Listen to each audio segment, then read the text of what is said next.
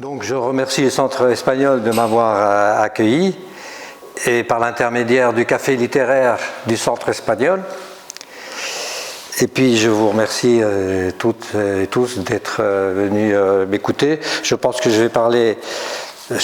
vais lire un texte que j'ai préparé qui va prendre 35 minutes, je pense 35 à 40 minutes, pour vous situer un peu, me situer un peu comme écrivain, et puis donner des extraits, entrée. Il y a des places devant parce que malheureusement il n'y a plus de... Il y a des places devant. Je vais passer quelques photos et donc comme il n'y a plus d'écran, il s'est volatilisé. Excusez-moi. Voilà. Donc, voilà. J'ai intitulé ma petite intervention « Humour et gravité ». Je vais d'abord allumer mon ordinateur pour passer les images. Excusez-moi, j'ai pas remis mon code. Tout à l'heure, ça marchait bien. Voilà. Vous voyez à peu près ce que c'est. Voilà. Le personnage que je présente ici ce soir, que l'on nommera l'auteur par la suite, est né dans le sous-sol de l'hôpital d'une ville bombardée par les V2, dont vous avez un magnifique exemplaire sous les yeux, c'est-à-dire les deuxièmes prototypes de missiles inventés par les nazis, après les V1. La ville dont il est question se situe près du port d'Anvers en Belgique, et était à l'époque un important nœud ferroviaire. C'est la raison pour laquelle les nazis la visaient. En réalité, il y a deux versions à cette histoire. La première vient de vous être racontée brièvement. La seconde rapporte que les nazis visaient en réalité le port d'Anvers, distant d'une 50aine de kilomètres, mais vers la fin de la guerre, ils étaient à court de carburant et leurs missiles tombaient avant d'y parvenir, au petit malheur, la malchance. Quand leur moteur s'arrêtait, ils tombaient, stoppant brusquement le sifflement strident, effrayant qu'ils faisaient en vol, jusqu'au moment d'exploser en touchant une cible au hasard. Ainsi donc, pendant que la mère de l'auteur était occupée de la coucher, plusieurs missiles tombèrent dans la cour de l'hôpital et autour. C'était en avril 1945 dans la ville de Louvain. Vous voyez le magnifique hôtel de ville de cette ville qui est un exemple extraordinaire de ce qu'on appelle le baroque laïque. C'était évidemment le dernier mois de la Deuxième Guerre mondiale. Et on dirait que pour cet homme, l'auteur, face à la guerre revenue rôder en Europe, une boucle historique se termine en un dramatique rappel. Entrez, je vous en prie, il y a des places devant. Vous avez des places devant pour voir, vous verrez mieux. Non, vous allez rester derrière, c'est comme vous voulez. Peut-être que quelques personnes ici présentes se demandent si cette histoire est authentique. En tout cas, l'auteur la tient de son frère, son aîné de 6 ans, qui lui expliqua qu'étant assis sur une chaise haute près de l'endroit où sa mère accouchait, il tomba à terre renversé par le souffle de l'explosion. Cet événement majeur à plus d'un titre de la vie de l'auteur est d'ailleurs relaté dans une nouvelle intitulée précisément V2. Je vais vous lire un extrait de cette nouvelle qui est, je vais d'abord vous montrer la couverture du recueil de nouvelles dans lequel elle est. Bon, ça va un peu plus vite là, c'est un peu mieux. Alors, extrait de la nouvelle sortie du recueil « L'insupportable perfection de l'être ». J'en reparlerai tout à l'heure. Je lis. « Personne n'entendit le cri du nouveau-né quand Fernande Double-Manche, la sage-femme affublée d'une poitrine aux 2 obus, lui tapota les fesses. Ni elle-même, ni la principale intéressée par la délivrance, car, juste après que son vagin eut expulsé l'engin, un V2 tomba dans la cour de l'hôpital, générant une explosion calamiteuse dont le souffle puissant se fit ressentir jusque dans l'occasionnelle salle d'accouchement du 2e sous-sol. Dans un hurlement de terreur muet, la mère roula de la table de travail au sol, toujours attachée à son bébé par le cordon ombilical, et la sage-femme chuta sur son postérieur rembourré, tenant d'une main ferme, en bout de bras levé, les petits pieds du nouveau-né, qui ne s'entendit pas davantage crier.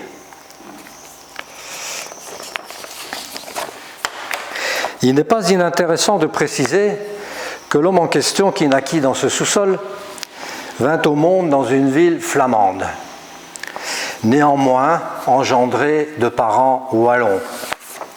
Il est donc possible d'affirmer que l'auteur est venu à la conscience du monde dans une fracture identitaire, ne sachant jamais jusqu'à aujourd'hui s'il est né flamand ou wallon.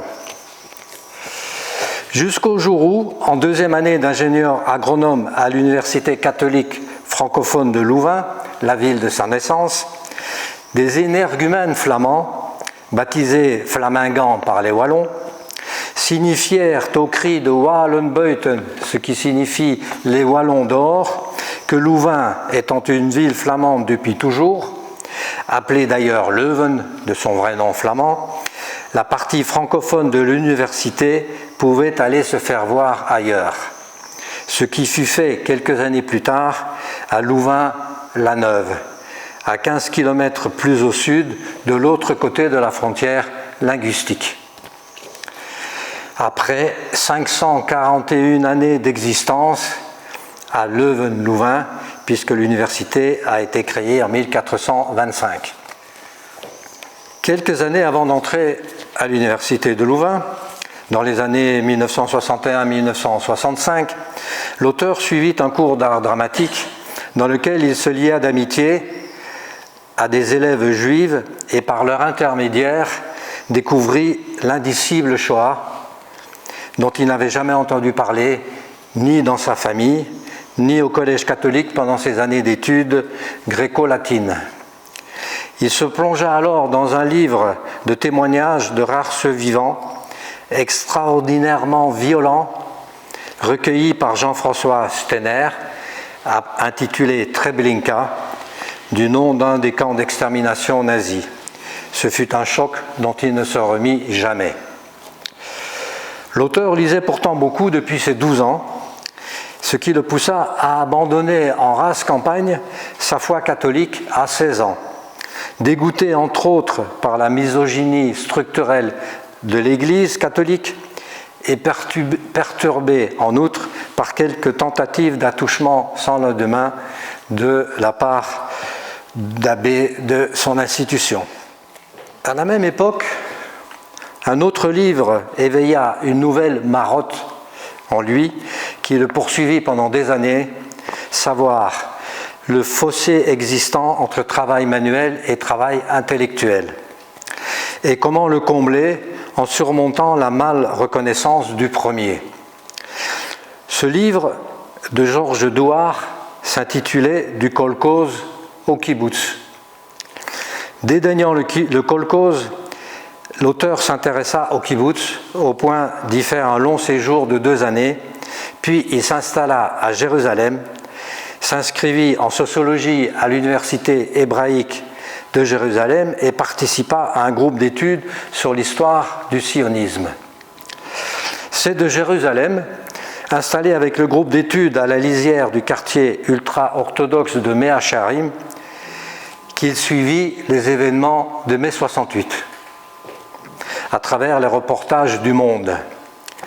C'est ainsi que l'auteur devint maoïste virtuel dans la ville 3 fois sainte et décida qu'il serait un jour un intellectuel établi comme ouvrier dans une interprétation purement maoïste de sa marotte entrevue dans la fameuse révolution culturelle chinoise, grande et prolétarienne. Il revint de la terre promise en traversant la Turquie et les pays communistes de l'Est, la Bulgarie, la Roumanie, la Yougoslavie, la Hongrie, ce qui le détourna radicalement du communisme à la mode soviétique. Arrivé en France au bout du périple, il s'inscrivit à l'université marxiste de Vincennes, toujours en sociologie, puis réalisa ce qu'il avait décidé à Jérusalem. Il s'établit comme ouvrier et cofonda un groupe maoïste qui perdura pendant 10 ans et se transforma progressivement en une effroyable et néanmoins efficace machine à broyer les militants. De toutes ces péripéties, les unes plus singulières que les autres, certaines relevant de l'horreur absolue, sortira un livre intitulé « Vous saurez tout sur Marc Dubois sans l'avoir jamais demandé ».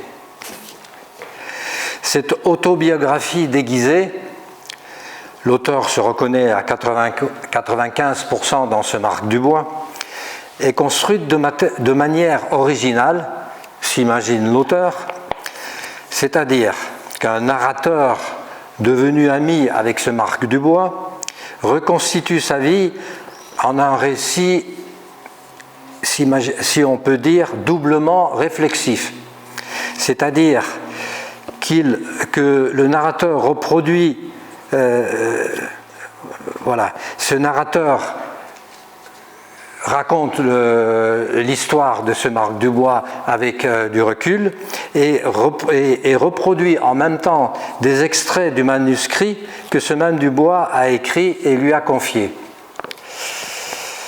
Je vais vous lire un extrait. Ah non, c'est pas la peine de bouger. Je vais vous lire un extrait, mais avant de lire cet extrait, je vais le situer. Alors, cet extrait se passe en février 2009. Je ne sais pas si vous vous souvenez d'un événement qui s'est passé en février 2009. C'est la énième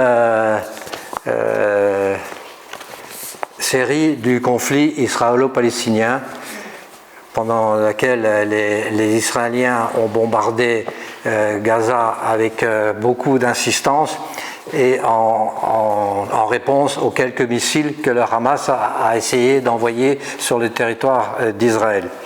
Et donc, en février 2009, l'auteur était au Chili chez son meilleur ami, c'est-à-dire qui était le leader de ce groupe d'études d'histoire, de l'histoire du sionisme à Jérusalem, et donc qui s'appelle, son surnom c'est Flaco, et qui est devenu grand reporter au Chili de la télévision, la première chaîne de télévision chilienne et du premier quotidien chilien. Donc je lis l'extrait. Après l'émission de télé, ils prennent le téléphérique qui mène au sanctuaire de la Vierge sur le Cerro de San Cristobal qui domine la ville de ses 300 mètres. La vue sur Santiago est vertigineuse, avec les cimes enneigées des Andes en bordure au loin. Au milieu des chalands, les deux amis s'approchent d'un moustachu aux cheveux blancs, exposé torse nu en plein soleil, assis sur un muret. Je rappelle que février au Chili, c'est en plein été. Il a la peau constellée de taches de rousseur et ne porte même pas de sombrero, alors qu'il fait une chaleur insensée et que les crânes découverts servent d'enclume au soleil marteau. Dès qu'il aperçoit Flaco, le moustachu se lève aussitôt et le salue chaleureusement. Puis la conversation glisse rapidement sur l'article écrit 2 jours auparavant par Flaco dans le quotidien national sur la guerre en cours entre Israël et les Palestiniens. Le moustachu le trouve assez équilibré. Alors il enchaîne sur ce qui lui tient le plus à cœur, car ses yeux brillent, à moins que ce ne soit l'effet du soleil. Tu sais, Flaco, mon fils vient de s'envoler pour Jérusalem, pour y entamer des études rabbiniques. Non, s'exclame Flaco, que cette nouvelle a l'air de stupéfier. Alors il présente Marc, un ami français, parti comme Mitnadev, ça veut dire volontaire en hébreu, en Israël lors de la guerre des 6 jours en 1967. Marc est pris au dépourvu que Flaco fasse allusion à une histoire vieille de 40 ans quand même. Le moustachu secoue vigoureusement la main de Marc. Puis le voilà parti dans une diatribe pour condamner ces journalistes français et palestiniens qui trafiquent les images de la guerre pour manipuler la vérité, la réalité. Il s'agit de la controverse à propos de la mort, si vous vous en souviendrez certainement, la mort du jeune Palestinien de 12 ans, protégé par son père, mais atteint par des tirs israéliens, selon Charles Anderlin, qui était le correspondant d'Antenne 2 en Israël à l'époque. Le moustachu affirme avoir reçu la veille des preuves contraires irréfutables et tient absolument à les transférer à Flaco. Celui-ci lui file sa carte professionnelle en lâchant comme une évidence, n'empêche mon vieux, les Palestiniens ont des droits. Des droits, s'étrangle le moustachu, et tout en faisant tournoyer son doigt sous leur nez, il s'égosille. Des droits, tu dis? Des droits, nous en avons bien plus qu'eux. Flaco en reste quoi? Le visage sidéré, et finit par lui balancer en prenant congé. Toi, mon vieux, tu vas finir à Jérusalem. Flaco n'en revient toujours pas de la tournure qu'a prise la rencontre avec sa vieille connaissance. Un type d'une si grande culture. Tu sais, mon vieux, il est prof de philo. On dirait qu'il est devenu fou. Je l'ai connu à Paris quand nous étions, toi et moi, à l'université de Vincennes en 1969. Tu sais, il faisait ses études de philo à la Sorbonne. Mais le plus incroyable pour moi est que son père était un militant communiste très connu et respecté, qui a été torturé sous la dictature de Pinochet, comme disent les Chiliens, Pinochet. En même temps, je vais vous faire circuler quelques photos de la mosquée de Cordoba qui concernent mon premier roman policier.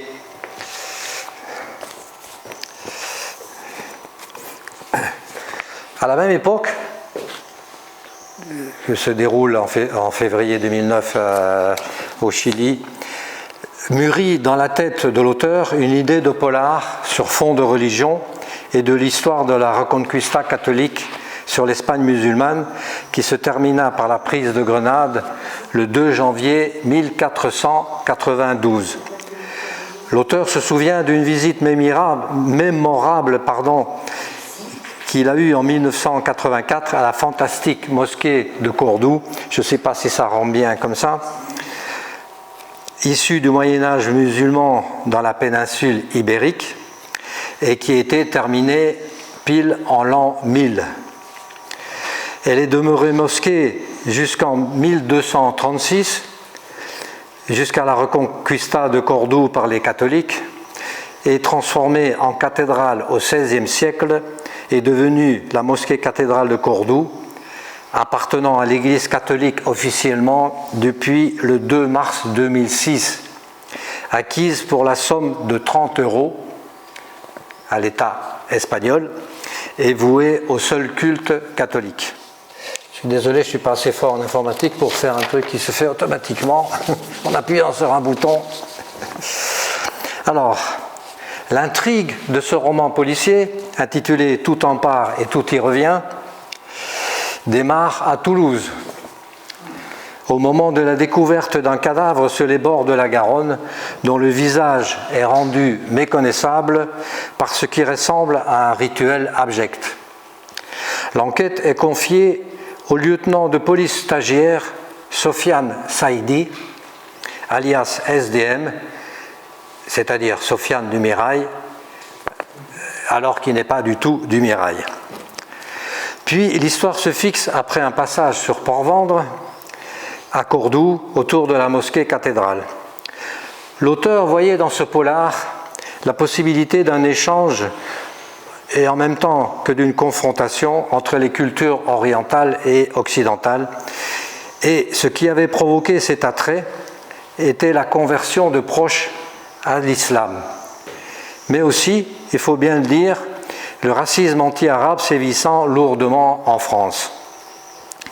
Pour être au plus près de son intrigue, l'auteur passa une semaine seul dans une petite chambre de l'hôtel Mesquita, recommandé par le routard, juste à côté d'une des 3 portes monumentales par lesquelles on accède au jardin de la mosquée. C'était en plein mois d'août 2009, la température dépassait largement, allègrement les 40 degrés. Le climatiseur cliquetant de la cellule rendait l'atmosphère encore plus pesant. Ce séjour fut à la fois des plus instructifs, des plus productifs, tout en étant aussi des plus pénibles par certains aspects. Je lis un extrait. Allongé sans vie sur la berge de la Garonne, le pauvre R avait une sale gueule. Sa boîte crânienne était enfoncée d'un bon 5 cm, comme si une masse pointue s'y était méchamment abattue. L'effet était spectaculaire, le coup semblait unique, proprement administré si on peut dire, asséné sans nul doute par un professionnel de la spécialité. Pour parfaire ce chef-d'œuvre de l'horreur, digne d'un bourreau qu'on aurait dit tout droit sorti du Moyen-Âge, le nez avait été consciencieusement écrasé comme une figue au milieu de la figure, et son jus, éclaboussant le visage tout autour, était resté collé en une croûte répugnante de sang séché, mêlée aux autres substances qu'on trouve habituellement en cet organe particulier. Et cela n'avait pas semblé suffisant à l'assaillant. La bouche aussi en avait pris plein les dents. Elle ressemblait à un champ de ruines après un bombardement intensif. Enfin, pour fignoler ce labeur insensé, cet acharnement sadique à usage non thérapeutique, 2 balafres symétriques ornaient les joues, jadis joufflues, tout au moins dans un passé proche de plus de 8 heures. D'aucuns se seraient laissés aller à imaginer que ces balafres symbolisaient des croix. Cette pensée vint d'ailleurs à l'esprit du lieutenant Sofiane Saïdi, qui se reprit aussitôt, tant elle lui parut saugrenue. Pour se remettre de ce polar prégnant, dont les principaux personnages lui collaient à la peau, savoir Sofiane Saïdi, le lieutenant, Marie Lafargue, la journaliste, et Ossine dit Os, l'auteur va s'orienter, ces 3 personnages qu'on retrouvera dans le dernier polar. Certains ont lu le dernier polar et peut-être que ça leur parle. L'auteur va s'orienter cette fois vers un recueil de nouvelles qu'il intitula « L'insupportable perfection de l'être ». Bon, tous les lecteurs avisés et reconnaîtront aisément un détournement de titre. C'est une pratique que j'aime beaucoup faire. Voilà, de Kundera, l'insoutenable légèreté de l'être. L'auteur y a rassemblé 12 nouvelles, je ne vais pas toutes les citer, mais vous avez sur la table avec les livres, vous avez toutes les nouvelles et une petite explication sur chaque nouvelle écrite à la machine. L'auteur y a rassemblé 12 nouvelles, dont V2 dont il a déjà été question. Les autres se rassemblent de manière humoristique, voire érotico-ironique, voire sarcastique, parfois même dramatique, autour du thème, il faut bien dire, de cette stupide perfection inaccessible au commun des mortels. D'où le titre. Alors, je vous lis un extrait de la première nouvelle qui s'intitule « La perfection est de ce monde ». Ça commence bien, avec en sous-titre « Le couple de Haute-Savoie ». Quand je suis fatigué d'avoir tout raté, quand le carcan de mes limites m'étouffe, quand je ne supporte plus mes imperfections, quand je ressens un manque vertigineux, quand les nerfs me lâchent, quand je me prends pour une victime expiatoire, quand le ciel me tombe sur la tête, quand mon horoscope déraille, quand mon chien m'évite, quand ma femme me quitte, quand mes enfants me renient, quand je ne sais plus quoi faire, quand tout va de travers, quand je tourne en rond dans mon salon, quand je n'ai plus de salon, quand des importuns me dérangent au moment où j'ai besoin d'être seul, quand mes amis m'abandonnent à ma solitude, quand je chute de l'escabeau en accrochant les guirlandes de Noël, quand je regrette de m'être levé, quand des témoins de Jéhovah sonnent à ma porte, etc., etc., pendant 3 pages, et j'arrive à la chute, je laisse tout tomber, je saute dans ma bagnole brinque-ballante et je m'en vais voir le couple de Haute-Savoie. Je ne sais pas si ça, c'est un détournement aussi. Hein. Tout le monde connaît la chanson de Jacques Brel, La Dame de Haute-Savoie. Voilà. L'auteur, vous pouvez déjà réfléchir. Par la suite, l'auteur, fidèle à sa volonté de changer de style et de thème à chaque roman, tomba pieds joints dans un roman d'amour, intitulé « Ne le laisse pas tomber, il est si fragile ». S'il en fallait encore un, ce serait celui-là. Écrire un roman d'amour sans pour autant renier sa personnalité, ce mélange d'ironie, voire de sarcasme, d'autodérision, d'humour en général, sans pour autant trop s'éloigner de la gravité. Telle fut la gageure de ce 4e roman, comme toujours, c'est la mère de l'auteur qui eut le dernier mot, certainement pas le plus aimable. Alors, lui dit-elle, que veux-tu écrire maintenant ? Un roman d'amour, mère. Encore une histoire d'amour ? Oui, mère, mais un roman d'amour raté. Ah, cela ne m'étonne pas de toi. Alors, le titre, bon, tout le monde connaît cette chanson, dont le titre exact est « Ne la laisse pas tomber, elle est si fragile ». Et Brigitte va nous dire de qui est l'auteur de cette chanson, ou quelqu'un d'autre. Hein, tu ne sais pas du tout, c'est dommage. Comment ? C'est une chanson de 1984, chantée par un groupe qui s'appelle Coquille Dingler. Dingler, c'est le nom du leader du groupe. Voilà, c'était un groupe de reggae de Strasbourg. C'est ça, hein ? Voilà. Et à l'entrée du livre, je mets une citation de Louis Kuttner. Alors, Louis Kuttner, pour ceux qui ne savent pas, c'est un poète surréaliste belge, grand ami de Magritte. D'ailleurs, ceux qui ont eu la chance, parce qu'il est très bien, un peu petit peut-être, le musée du peintre Magritte surréaliste à Bruxelles, il y a en grand sur un des murs sa citation, dans laquelle l'auteur se reconnaît volontiers. Cette citation dit « Je prends le monde comme je suis ». Je lis un extrait. La mère arrive la veille du mariage.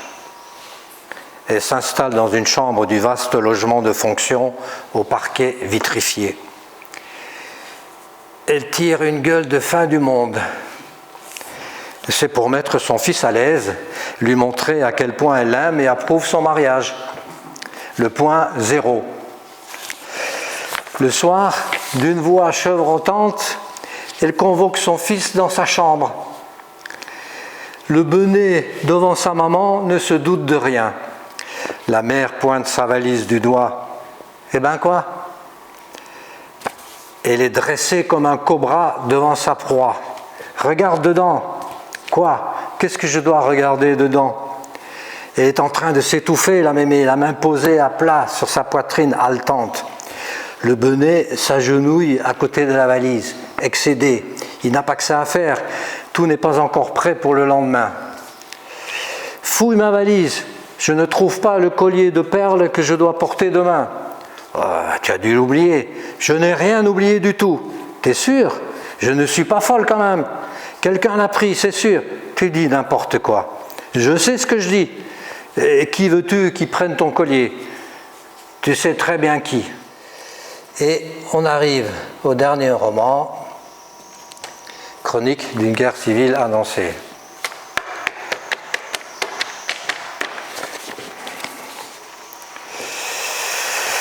Ce roman, écrit il y a 3 ans, juste avant la pandémie, est sorti le 1er octobre 2021. L'auteur, à l'époque, et encore maintenant, était bouleversé par la montée en puissance et en nuisance de ceux qui se nomment les identitaires. Ils se nomment eux-mêmes les identitaires, et autres néo-nazis déboulant à la suite,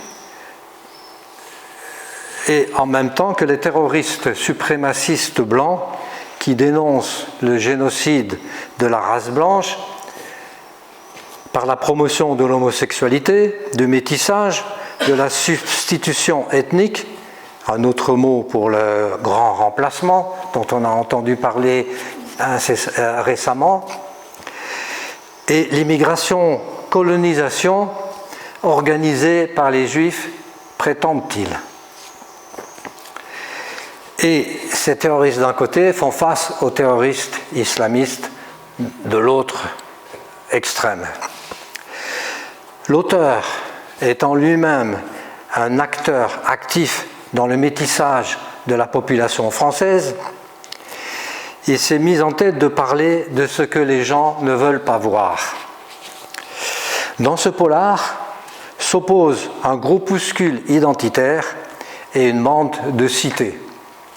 Et au milieu, comme une sorte d'arbitre, les journalistes d'un quotidien national de gauche. Et c'est l'auteur donnant acte à un lecteur assidu qu'il aimait bien les personnages du premier roman de les reprendre. Donc l'auteur a repris les mêmes personnages en les faisant évoluer. Voilà, je ne vous répète pas les noms, ce n'est pas important. La situation était grave, le titre est grave, mais l'auteur ne voulut en aucun cas se départir de son humour et élabora à partir de cette grave situation ce qu'il a appelé un polar farce. Je vais vous lire un extrait et puis vous pourrez méditer et peut-être poser des questions sur l'ensemble des choses.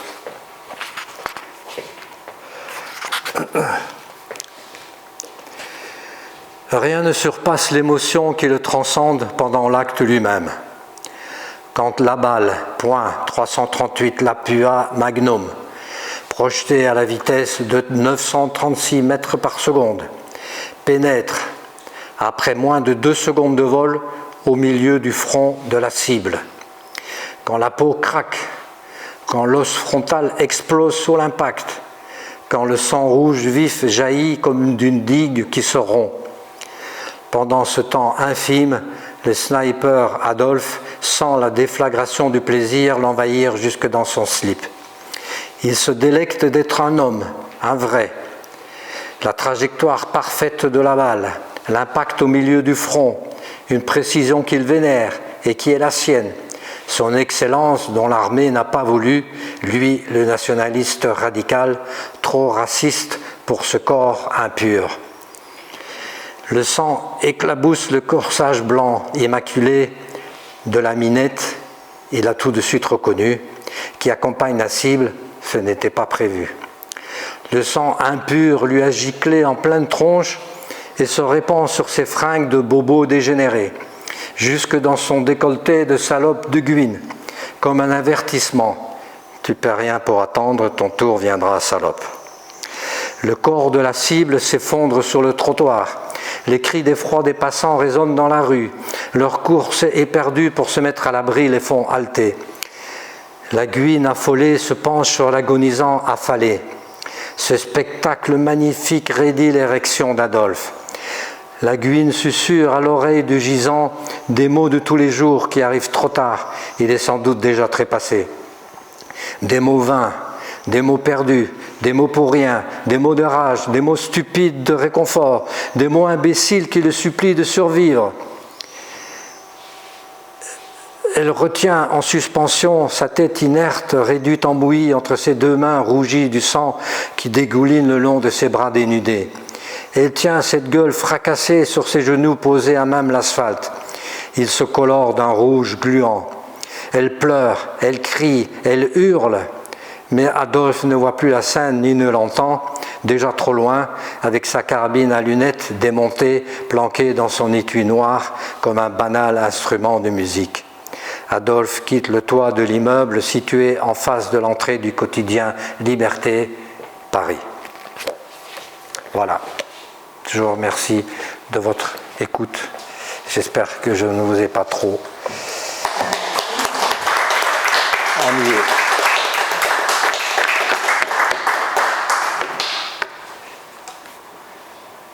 Alors, d'habitude, si vous voulez, on peut débattre du livre dont, si vous avez une question ou une opinion ou quelque chose à dire, voilà, je vous laisse la parole.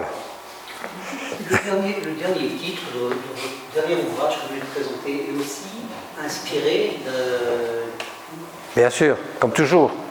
C'est Chronique d'une mort annoncée. Voilà. C'est Ouais, absolument. C'est une marque de fabrique. J'essaie toujours de détourner. Oui. Pas que les titres d'ailleurs des livres. Tu détournes même les histoires à l'intérieur. Attends, parle un peu plus fort s'il te plaît parce que. Il n'y a pas uniquement que les titres que tu détournes. L'histoire, tu veux amener sur une histoire et en fait tu rebondis sur autre chose. Enfin, moi je le ressens comme ça. Je n'ai pas compris. Je sais que tu... Merci. Tu détournes un titre. Oui. Chronique d'une mort civile annoncée. Mort, voilà. Mais à l'intérieur de tes livres, de tes nouvelles, c'est pareil. Tu nous amènes sur un chemin qui nous amène immédiatement sur d'autres. Enfin, c'est ta façon d'écrire qui est comme ça. On s'en va partout. Oui. Moi, c'est mon ressenti. Hein. Oui, oui. Non, oui. Mais c'est peut-être aussi ton ressenti parce que j'ai parlé de 5 livres aussi différents, complètement différents. Je ne sais pas s'ils sont complètement... Ils sont totalement différents. Ah, complètement différents.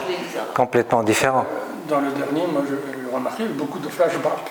Oui. On revenait souvent sur... Oui. Voilà, et puis des détournements de situation comme ça. Vous l'avez lu, le dernier? Ah, d'accord. Moi non plus, j'en ai lu. Oui, oui. Oui, oui. Bon, on peut appeler ça une farce, mais une farce macabre. Oui, oui, voilà. J'ai dit polar farce parce que polar, je voulais garder le mot polar, mais c'est farce macabre. J'avais dit exactement. Mais non, ce que tu dis, c'est parce que non, j'ai parlé en 45 minutes de 5 romans, et comme j'ai dit, chaque fois je fais un roman, mais complètement différent. Même si j'ai pris les mêmes personnages dans le dernier roman, il n'a aucun rapport avec le premier, sauf qu'il y a une évolution de ces personnages qu'on reconnaît, parce que j'en parle dans le dernier. Sinon, il n'y a rien de commun entre le premier polar, tout en part, tout y revient, autour de la mosquée cathédrale de Cordoue, avec l'autobiographie déguisée, n'a rien de commun. Même le style est très différent. Ensuite, les nouvelles, ça n'a rien à voir. Et les nouvelles sont très différentes l'une de l'autre. Ensuite, le roman d'amour n'a absolument rien à voir non plus avec tous les autres, sauf que c'est toujours beaucoup d'autodérision, d'humour, mais la gravité n'est jamais loin. Et puis le dernier n'a absolument rien à voir avec les précédents. J'ai été saisi il y a 3 ans parce que ça me touchait personnellement par ce problème des identitaires qui montaient, et puis on est loin d'en être sorti. Et voilà, donc c'est bête à dire, mais je me suis senti presque obligé, comme une mission, d'écrire ce roman. C'est bête à dire, parce que de toute façon, ça n'intéresse personne, ce que j'ai à part ceux qui vont lire. Mais je veux dire, bon, voilà. Donc, c'est peut-être ça qui te donne l'impression que c'est dispersé. Mais autrement, chaque livre, chaque roman a sa logique interne. Et voilà. Juste une précision, votre intérêt pour le sionisme à partir du moment où vous êtes parti étudier en Israël a été déclenché par la lecture de Treblinka, parce que vous aviez une éducation tout à fait catholique. Tout à fait catholique, oui, absolument. Et c'est donc cette rupture qu'a provoqué, et quel apport ça a ajouté aux études de sociologie, par exemple à Vincennes, parce que Vincennes en 69, c'est quelque chose de bien spécifique. Oui, c'était une université marxiste. Oui. Voilà, c'est pas une université classique parisienne, c'est quelque chose avec, on retrouve les Bourdieu, on retrouve tout un tas de gens qui ont tracé la sociologie française et européenne, et quel impact ça a eu sur le déroulé de votre écriture par la suite? Sur le déroulé de l'écriture, je crois aucun impact. Parce que, en fait, c'est tout à fait par hasard que je suis revenu à l'université de Vincennes. J'avais cette idée en tête, j'étais devenu maoïste virtuel, puisque je ne connaissais rien du maoïsme, je connaissais rien de la politique, j'ai toujours été apolitique. En plus, le communisme en Belgique, à l'époque, le Parti communiste n'a jamais dépassé 5% aux élections, donc c'était inconnu au bataillon. Puis j'ai passé 12 ans dans des institutions catholiques. Donc je suis allé m'inscrire à Vincennes en revenant d'Israël, parce que Flaco y est allé. Et il a découvert ça. Lui, il est toujours très féru de politique et très fort en politique. Et donc il m'a dit, viens, c'est une université incroyable. Et tous les cours sont marxistes. C'est formidable. Et donc je suis allé. Je me suis inscrit en sociologie pour continuer ce que j'avais commencé à Jérusalem. Donc j'ai obtenu une licence. Mais après, j'ai changé de chemin, puisque je me suis établi comme ouvrier. D'accord. Voilà, pendant 10 ans. Donc ça a été une coupure incroyable, où je me suis déculturé complètement de tout. Et en même temps que ça, c'est le... Ça, si vous permettez, qu'on mesure l'impact et la qualité de l'enseignement qui était diffusé sur les théories maoïstes en Israël, puisque ça a permis une prise de conscience, une rupture très nette avec l'enseignement universitaire classique qui était dispensé dans les universités européennes, on va dire, et parisiennes en particulier, et même chez Foucault à Vincennes, je veux dire, il y avait un besoin de rupture que vous n'avez pas hésité à transgresser. Oui, parce que j'ai parlé de Marotte.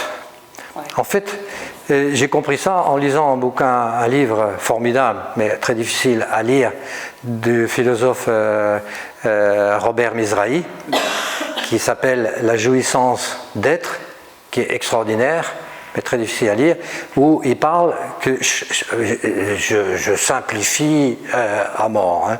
J'espère que je ne trahis pas. Comme souvent. Maximum, oui. Comme il parle que chaque individu a en lui un désir, il met un grand D, c'est-à-dire c'est son désir qui va guider sa vie, qui va déterminer sa vie. Et ça vient de l'intérieur de lui, ça ne vient pas de l'extérieur. Après, il faut que ça s'adapte aux circonstances dans lesquelles il se trouve, etc. Mais ça vient de l'intérieur de lui. Et donc, je me suis dit, ce désir, en fait, c'était cette marotte que j'avais, qui est venue de moi. Pourquoi ? Brusquement, et pendant des années, je me suis inquiété de ce fossé qui existe toujours actuellement, entre le travail manuel qui est méprisé et le travail intellectuel. Voilà. Dans les années 70, il y a eu beaucoup d'expériences de cette nature avec les intellectuels ou les universitaires en rupture par rapport Absolument. au classique, et qui voulaient effectivement intégrer le monde manuel, intégrer les ouvriers à la culture, et donc disposer une autre lecture de l'enseignement universitaire. Oui. Je pense que ça a commencé en 68. Voilà. Oui. Mais peut-être la différence des autres intellectuels, c'est que moi je n'ai rien théorisé